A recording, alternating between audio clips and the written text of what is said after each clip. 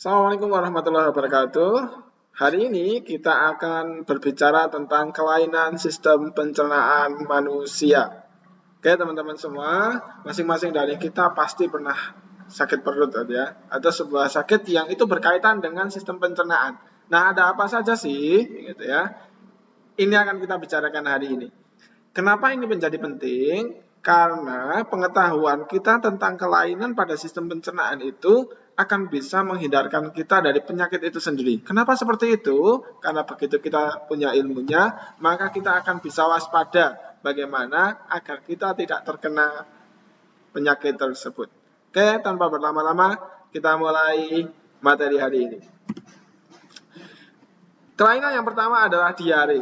Nah, ini adalah salah satu kelainan yang mungkin paling banyak diderita oleh manusia, gitu ya. Bahkan hampir mungkin semua orang pernah merasakan seperti apa rasanya diare, gitu ya. Jadi diare ini adalah salah satunya perasaannya itu kita ingin terus-terusan membuang air besar, gitu ya, ingin ke belakang. Hal ini kenapa? Salah satunya adalah karena adanya banyak bakteri ataupun yang lainnya ada di dalam perut. Sehingga apa? Sehingga perut terus mengalami kontraksi dan kita merasakan ingin seperti buang air besar terus. Jika ini terus berjalan dalam waktu yang lama, maka penderita akan berpotensi mengalami kekurangan cairan, gitu ya. Jika kekurangan cairan secara terus-menerus, akhirnya apa? Tubuh tidak akan bisa dalam keadaan yang sangat parah, gitu ya. Itu tubuh tidak akan bisa mentolerir, sehingga proses-proses dalam tubuh itu akan menjadi sangat berkurang. Ya. Nah, ini gitu ya. Maka caranya gimana agar tidak terkena? Salah satunya adalah dengan menjaga kebersihan makanan kita. Kalau kita minum misalkan pastikan minumannya bersih dari kuman-kuman atau apa. Contohnya dari apa? Jangan sampai minum air-air yang kotor gitu ya, atau air mentah gitu, jangan sampai minum. Kecuali kalau memang air itu yang sudah difiltrasi gitu ya. Jadi sekarang ada beberapa alat yang memungkinkan untuk kita minum air-air yang tidak perlu dimasak lagi gitu ya. Nah, itu sudah tidak apa-apa, namun kok kita langsung minum dari sumber air, misalkan wah ini sungainya kok terlihat jernih, maka nggak apa-apa lah diminum. Oh, jangan sampai gitu ya, karena yang jernih belum tentu bersih dari kuman-kuman, padahal yang membahayakan tubuh kita adalah kuman itu sendiri. Kalau yang jernih saja belum tentu bersih, apalagi yang sudah jelas terlihat kok kotor, maka jangan pernah minum yang seperti itu ya. Nah, selanjutnya adalah gastritis atau bahasa populernya adalah MAH. Nah, gastritis ini merupakan sebuah penyakit gangguan di mana dinding lambung itu mengalami peradangan. Ya. Nah, ini disebabkan apa? Ini biasanya disebabkan oleh konsentrasi HCl atau asam klorida yang terlalu berlebih di dalam lambung kita. Lalu sini salah satu penyebabnya apa? Gitu ya. Nah, penyebabnya adalah misalkan kita sering makan tidak teratur gitu ya. Karena begitu kita makan, itu maka tubuh akan merespon dengan dikeluarkannya HCl setiap kita makan, gitu ya. Nah, itulah kenapa kita itu harus makan dalam waktu yang rutin gitu. Kalau kita biasanya makan pagi jam 7 ya, harapannya tiap hari ya sekitar jam 7 itu, gitu ya. Jangan sampai seperti ini, misal hari ini makan jam 7 pagi, kemudian besok makan jam 8.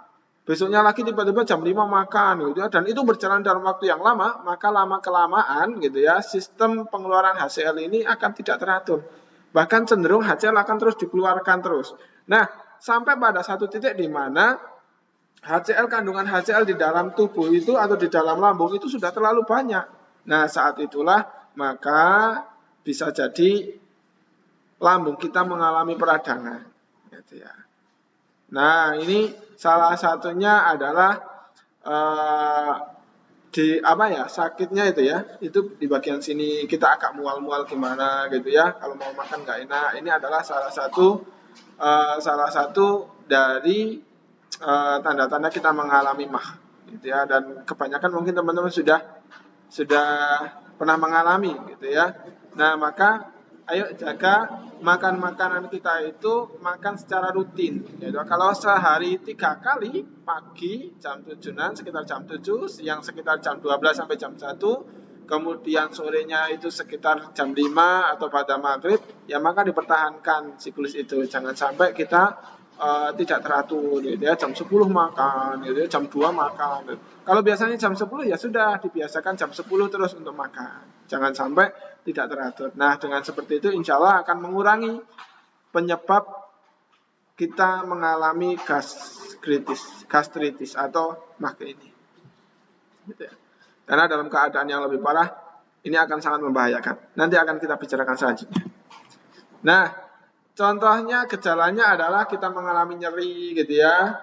Nyeri dan panas di dalam lambung, kemudian nafsu makan hilang, kemudian cepat merasa kenyang saat makan, kemudian perut kembung gitu ya, cegukan, mual, muntah, sakit perut, gangguan saluran cerna, BAB, ada tinja berwarna pekat dan yang lainnya. Bahkan dalam keadaan parah bisa muntah darah.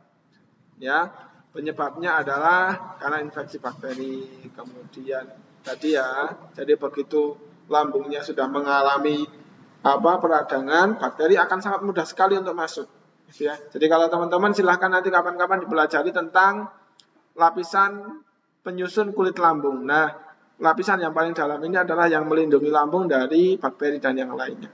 Nah, begitu ini sudah terkorosi, maka bakteri akan sangat mudah sekali masuk ke lapisan-lapisan yang lainnya. Nah, ini akan sangat mempercepat sekali atau akan sangat cepat memperparah penyakit mah ini. Ya. Dan yang lainnya. Ya. Oke. Selanjutnya adalah konstipasi atau sembelit, gitu ya, sembelit. Ya. Kalau bahasa Jawanya adalah bebelen, gitu ya, tidak sulit sekali buang air besar. Nah, ini adalah sebuah kelainan di mana seseorang itu mengalami kesulitan sekali dalam mengeluarkan feses. Ya, gangguan ini terjadi karena usus besar menyerap air yang terlalu banyak. Ya, penyerapan air yang terlalu banyak sehingga apa? Sehingga feses itu akan menjadi cukup keras. Gitu. Nah, feses yang cukup keras ini kemudian jalan, kemudian macet di daerah anus, gitu ya, di daerah anus karena sulit sekali untuk dikeluarkan. Nah, akhirnya feses-feses yang sebelumnya juga ikut macet di situ. Nah, kalau ini berjalan terlalu lama, maka ini akan sangat berefek sekali terhadap usus besar terutama. Ya, maka begitu ada usus besar, ada mengalami konstipasi atau sembelit harus sesegera mungkin untuk diantisipasi, gitu ya, untuk segera diobati, gitu ya. Ini biasanya sembelit ini biasanya disebabkan karena memang kurangnya konsumsi makanan-makanan yang berserat. Ya, jadi kalau kita ngobrol tentang karbohidrat itu kan ada 3 gitu ya, ada yang simple, kemudian ada yang 2 lengkap, kemudian ada yang terakhir ini adalah serat. Serat ini memang tidak bisa dicerna oleh tubuh, namun ini akan sangat membantu dalam melancarkan pencernaan gitu ya. Nah, terus di mana serat itu? Salah satunya ada di sayur, kemudian buah gitu ya. Ini adalah makanan yang banyak mengandung serat gitu ya. Jangan sampai kita karena saking sukanya sama daging gitu ya, kemudian seharian terus daging terus tiap hari tidak mau sama sekali sama sayur. Nah, ini akan sangat-sangat membahayakan baik untuk tubuh ataupun bahkan untuk pencernaan ini gitu ya. Akan banyak sekali permasalahan yang muncul kalau kita tidak makan atau mengkonsumsi sesuatu secara seimbang. Oke, ini adalah sembelit gitu ya. Caranya apa? Banyak-banyak minum gitu ya, kemudian makan makanan yang berserat, insya Allah akan segera sembuh. Kalau belum sembuh juga segera diperiksakan. Nanti maka akan diberikan obat gitu ya. Ini adalah sembelit. Kemudian selanjutnya adalah hemoroid atau wasir. Nah, ini adalah pembengkakan berisi pembuluh darah yang membesar di daerah anus. Gitu ya. Nah, ini kalau teman-teman melihat di sini di daerah anus, di bagian yang akan dikeluarkan itu ada pembuluh darah yang membesar. Gitu ya. Ini ada yang di dalam, gitu ya, ada macam-macamnya, yang di dalam, ada yang di tengah, ada yang di bagian luar, eksternal dan internal. Nah, akibatnya apa, Us? Akibatnya luar biasa, gitu ya. Akibatnya adalah saat kita akan buang air besar, feses, itu kita akan merasakan kesakitan yang cukup lumayan. Ini sesuai dengan nanti tingkatannya, gitu ya. Kalau semakin besar pembengkakannya, maka akan semakin sakit. Bahkan jika itu nanti sudah cukup besar, maka bisa saja nanti saat mengeluarkan feses itu ya keluar darahnya gitu. Maka salah satu tanda kalau seseorang itu mengalami wasir adalah saat buang air besar dia terdapat darah. Ya. Jika salah satu dari kita kok menderita ini, maka segeralah untuk diperiksakan ke dokter agar tidak semakin parah. Ya. Nah, ini adalah wasir atau ambeien, ya, kalau dalam bahasa populer kita. Nah, selanjutnya adalah kelainan dalam sistem pencernaan adalah appendisitis atau usus buntu. Nah, kalau tadi kita cukup banyak berkonsentrasi di daerah lambung sama di daerah anus, maka selanjutnya adalah di daerah pertemuan antara usus halus dengan usus besar. Nah, di bagian ujungnya ada sebuah usus kecil gitu ya, ini ya. Ini usus sekron lingkari, ini. Nah, ini adalah usus buntu gitu ya. Nah, penyakit usus buntu ini apa gitu ya. Nah, usus buntu ini harusnya kan makanan dari usus halus itu langsung menuju ke usus besar. Nah, jika ada sebagian yang masuk ke dalam usus buntu ini, kemudian kok disertai dengan bakteri, gitu ya, maka akan terjadi radang atau pembengkakan di situ. Nah, saat terjadi pembengkakan itulah, maka itu yang kita namakan dengan usus buntu. Gitu ya. Nah, jadi ini begitu orang kok sakit ini langsung ditangani oleh dokter. Ya. Bahkan jika terlalu parah, itu harus dilakukan operasi. Ya, maka teman-teman semua gitu ya, jika kita itu kok mengalami penyakit gitu ya, maksudnya setelah berusaha keras kok ternyata masih terkena penyakit, segeralah untuk dikonsultasikan ke dokter. Ya. Terus kalau saya selalu minum obat gitu ya, oh ya minum obat nggak apa-apa, cuman batasnya ada sekitar 2 hari sampai 3 hari. Jika misalkan penyakit itu kok setelah 3 hari kok tidak sembuh, ya segera diperiksakan ke dokter. Bisa saja gitu ya, bisa saja penyakit itu berbeda dengan apa yang kita duga gitu ya. Taunya cuma penyakit biasa, misalkan cuma kembung gitu ya. Oh, ternyata mengalami pelubangan di daerah lambung gitu ya, atau yang lainnya. Maka harus banyak-banyak untuk berkonsultasi dengan dokter. Tentu sebelum itu kita harus banyak-banyak untuk menjaga kesehatan. Selanjutnya adalah tukak lambung. Tukak lambung ini adalah merupakan luka yang terjadi pada lapisan lambung akibat terkikisnya lapisan dinding lambung, yang juga bisa terjadi pada dinding duodenum. Nah, teman-teman, tukak lambung ini bisa kita sebut sebagai fase selanjutnya setelah mah. Jadi kalau tadi mah itu hanya peradangan gitu ya, peradangan saja. Nah, tukak lambung ini bahkan sampai bisa melubangi lambung itu sendiri. Kenapa? Karena di situ ada infeksi bakteri Helicobacter pylori. Nah, ini Ustaz Sukan sudah carikan bentuknya gitu. Jadi bakteri ini berbentuk basil. Basil itu adalah mencenderung kotak gitu ya, cenderung kotak. Kemudian di ujungnya itu ada alat geraknya. Nah, ini adalah bakteri yang menyebabkan terjadinya tukak lambung. Gitu ya. Itu kenapa tadi begitu kita mengalami mah kok 1 hari 2 hari kok diobati sendiri tidak sembuh, maka harus segera mungkin untuk ke dokter. Gitu ya.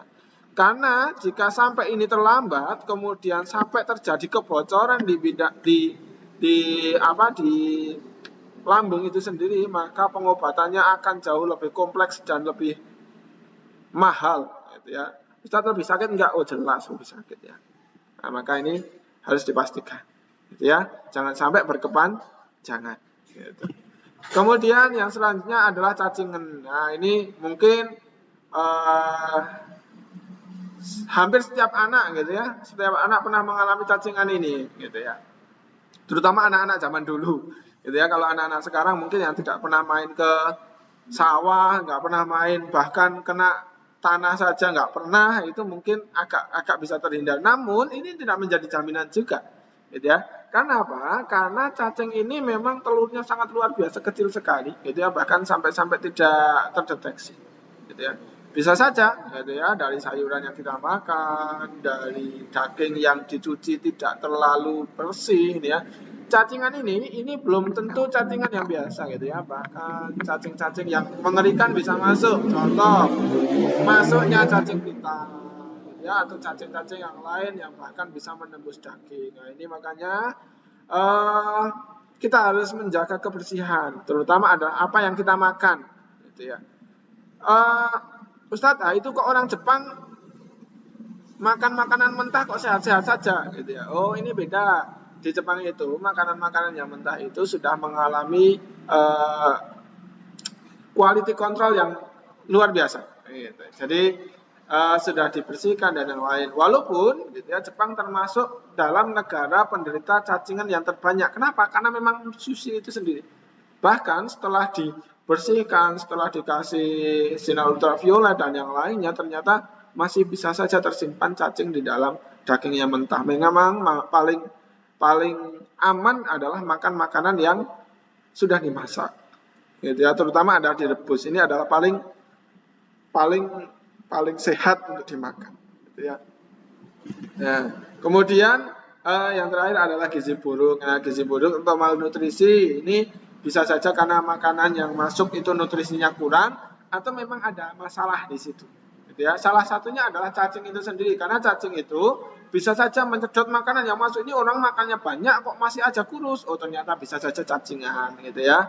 Maka memang gizi buruk ini adalah salah satu yang nanti penyakit yang perlu untuk deteksi penyebabnya. Kenapa?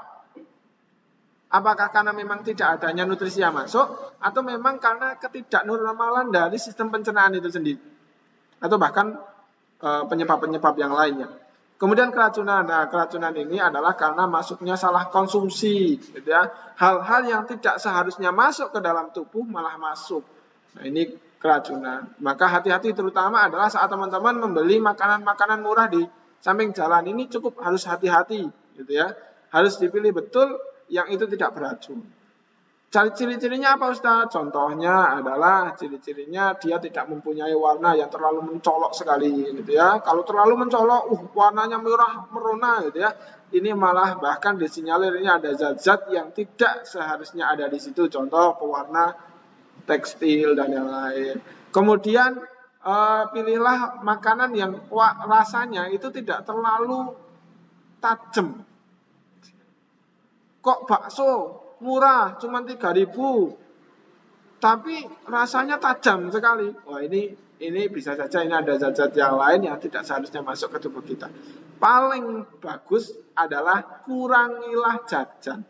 Mulailah konsentrasi untuk makan makanan yang kita olah sendiri di rumah, dibuatkan ibu, kalian buat sendiri, itu sangat luar biasa sekali. Okay, I think enough. Thank you for your attention. See you next time. Assalamualaikum warahmatullahi wabarakatuh.